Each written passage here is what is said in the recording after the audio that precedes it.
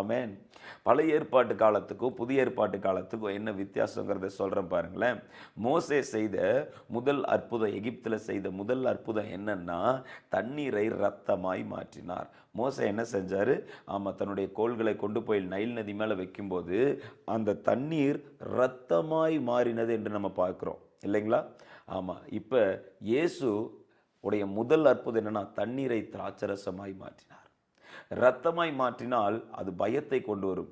இரத்தமாய் மாற்றினால் அது அழிவை குறிக்கும். இரத்தமாய் மாற்றும் பொழுது அந்த இடத்துல பயன் இல்லாம போகும். ஆனா புதிய ஏற்பாட்டு காலத்துல, கிருபையின் காலத்துல, இயேசுவினுடைய கரத்துல எந்த தண்ணீரை எதுவா மாத்திருக்காரு?